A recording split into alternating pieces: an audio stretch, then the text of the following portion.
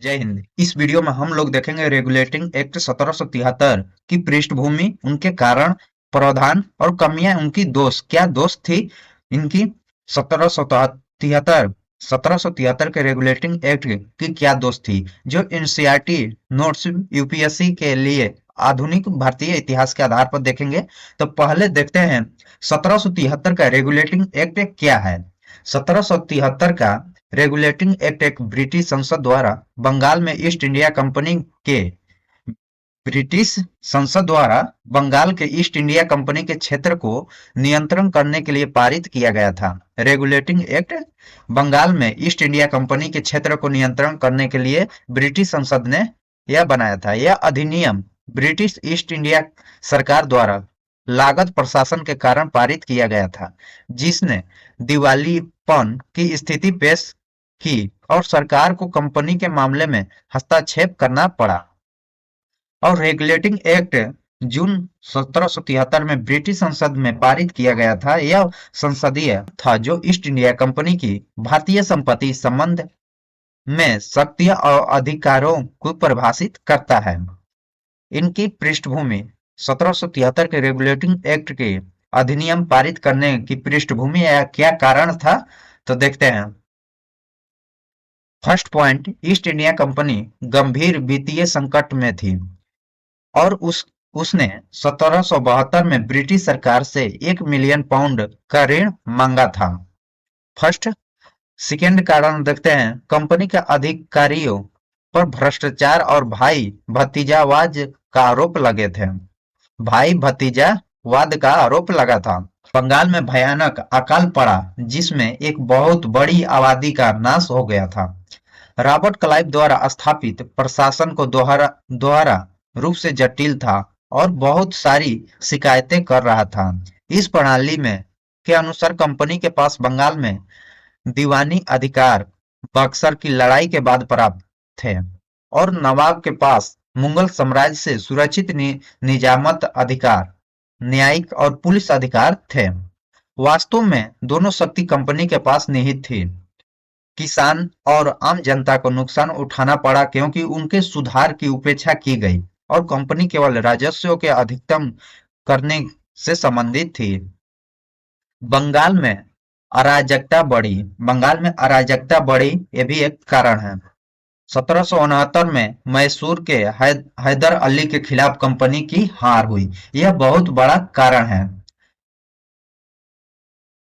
अब 1773 का regulating act की प्रावधान देख लेते हैं। इनका प्रावधान क्या क्या था।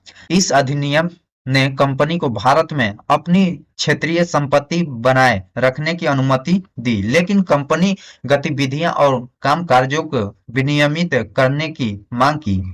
इसने पूरी तरह से सत्ता पर कब्जा नहीं किया, इसलिए इसे विनियम कहा जाता है।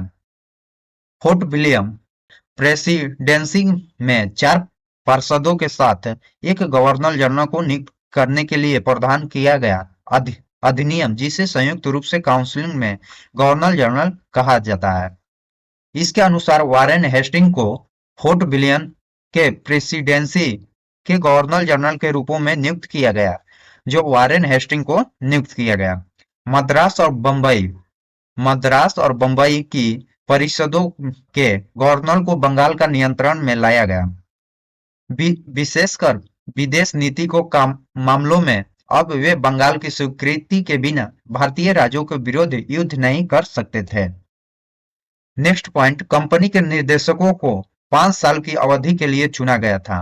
कंपनी के निर्देशकों को 5 साल की अवधि के लिए चुना गया था और उनमें 1/4 को हर साल सेवानिवृत्ति होना था। साथ ही वे दोबारा निर्वाचित नहीं हो सकते थे। जो एक बार निर्वाचित हो, दोबारा नहीं निर्वाचित हो सकते थे।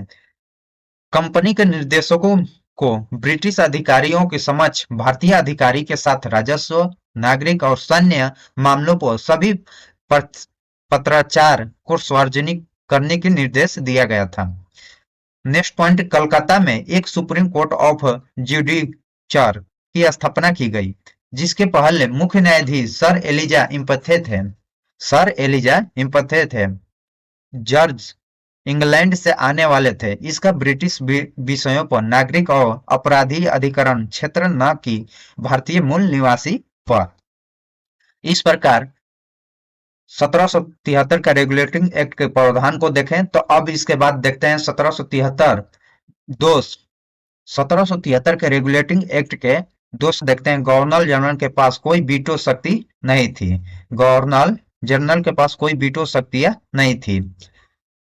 इसने भारतीय आबादी के चिंताओं को दूर नहीं किया जो कि कंपनी के राजस्व का भुगतान कर रहे थे। इसने कंपनी के अधिकारों के बीच भ्रष्टाचार को नहीं रोका। सर्वोच्च न्यायालय की शक्तियां अच्छी तरह से परिभाषित नहीं की थी। कंपनी की गतिविधियां में जिस संसदीय नियंत्रण की मांग की गई थी वह अप्रभावी साबित हुई क्योंकि गवर्नर जनरल द्वारा परिभाषित भेजी गई रिपोर्ट के अध्ययन करने के लिए कोई तंत्र नहीं था। रेगुलेटिंग एक्ट से 1773 के रेगुलेटिंग एक्ट के बारे में पूछे जाने वाले अक्सर प्रश्नों को देखते हैं। जो 1773 की रेगुलेटिंग एक्ट की उद्देश्य क्या था? जो 1773 के रेगुलेटिंग एक्ट का उद्देश्य क्या था? तो 1773 के रेगुलेटिंग एक्ट औपचारिक रूप से east India company act 1772 great Britain की संसद का एक अधिनियम था जिसका उद्देश्य भारत में ईस्ट इंडिया कंपनी के शासन का प्रावधान को बदलना था। यह कंपनी के संसदीय नियंत्रण और भारत में केंद्रीकृत प्रशासन की दिशा में पहल कदम था। और नेक्स्ट क्वेश्चन, रेगुलेटिंग एक्ट को क्या प्रतिबंध लगाया गया था? जो रेगुलेटिंग एक्ट में क्या प्रतिबंध लगाया गया था? 1773 के नियामक अधिनियम के तहत ग्रेट ब्रिटेन की संसद ने कंपनी के लाभांश को केवल 6% तक सीमित कर दिया और कोड ऑफ डायरेक्टर्स के लिए 4 साल की अवधि सीमित कर दिया। इसने कंपनी के कर्मचारियों को देशी आबादी से किसी भी प्रकार का उपचार और रिश्वत लेने की व्यक्तिगत व्यापार को संलग्न होने से मना कर दिया। इस प्रकार हम लोग 1773 का रेगुलेटिंग एक्ट के बारे में देखें।